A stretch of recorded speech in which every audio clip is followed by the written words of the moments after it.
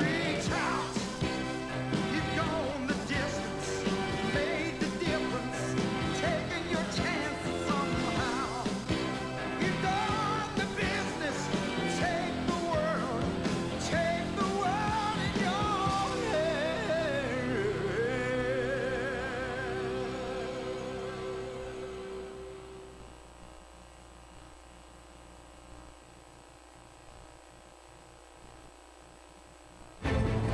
Para los futbolistas que hemos tenido la suerte de jugar un mundial, 2 mundiales, 3 mundiales, el recuerdo de estos momentos es imborrable. Por algo el mundial es el escenario más grande para ver el gran show del fútbol.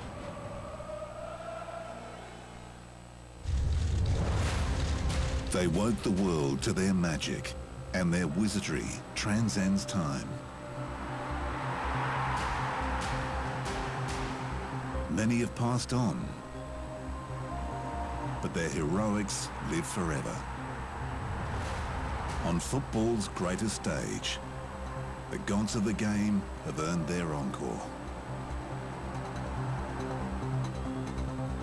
Pele, Beckenbauer, Cruyff, Maradona,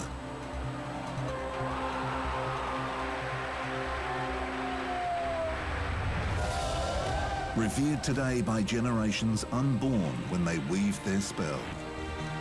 In the streets of South America, up laneways throughout Europe, on the dirt roads of any African village, the deeds of the past inspire the players of tomorrow.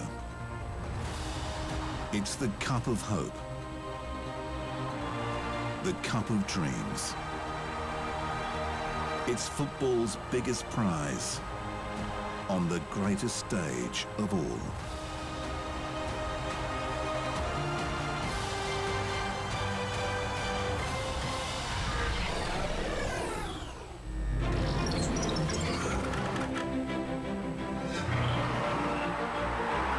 Johan Cruyff was an icon of club football at both Ajax and Barcelona, but only played in one World Cup tournament.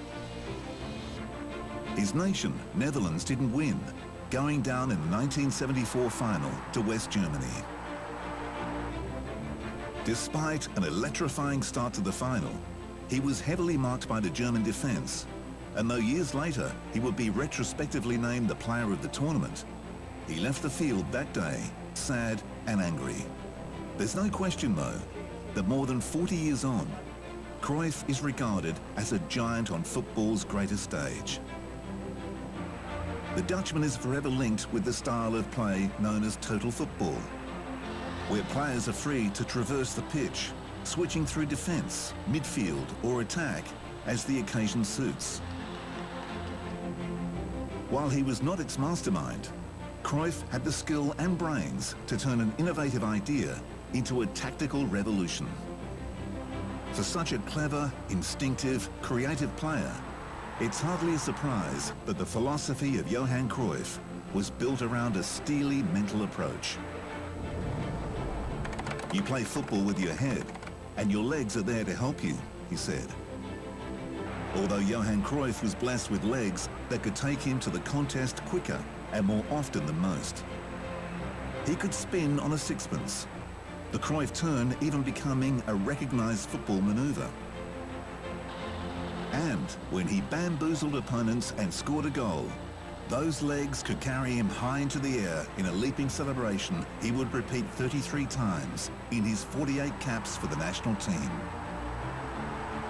Total football was more than just goals, but in the matches Cruyff scored for the Netherlands, they never lost a single game. Johan Cruyff's all too brief time on football's greatest stage continues after the break.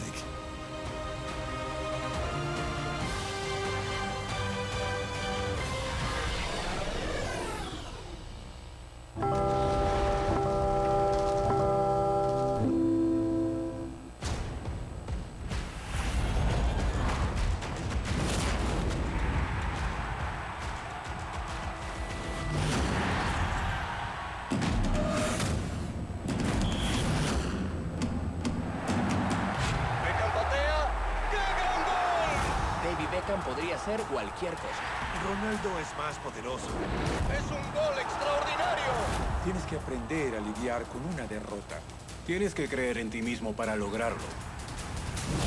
Fue algo asombroso.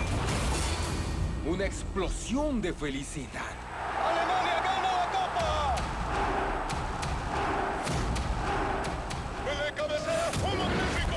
Esto es History Fútbol.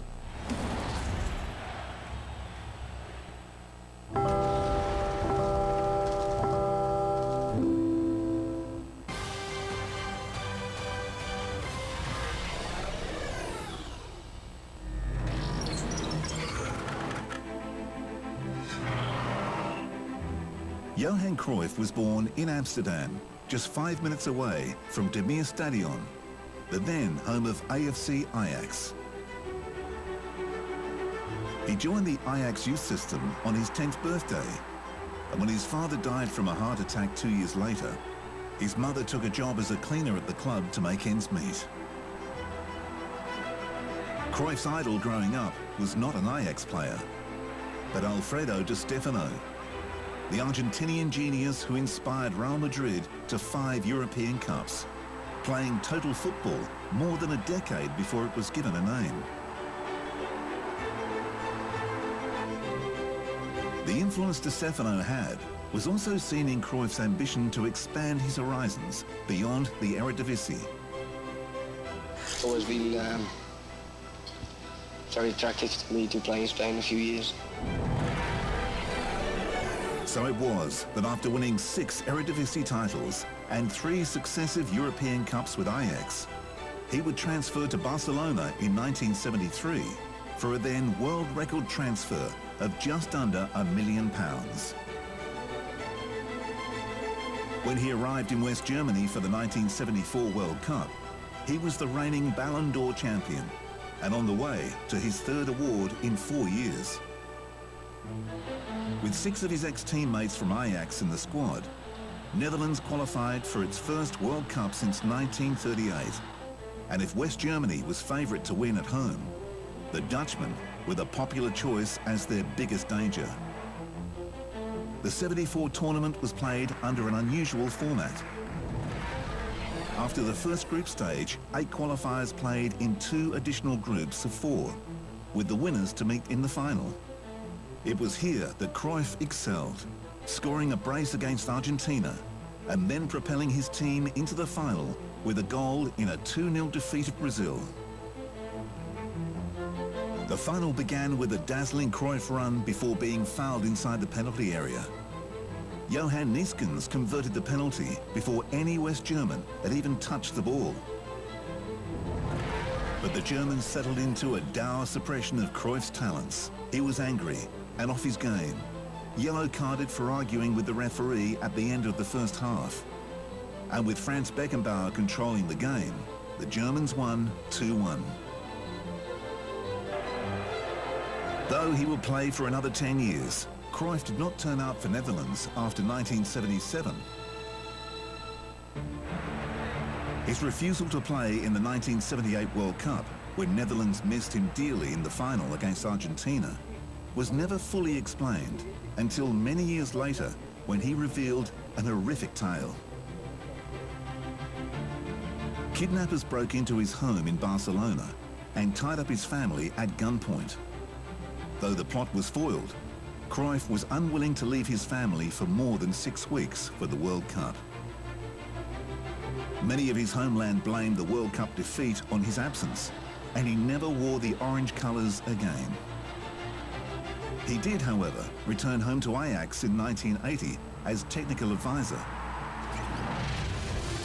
And the following season, at 34, strapped on the boots again and claimed 2 more Eredivisie titles.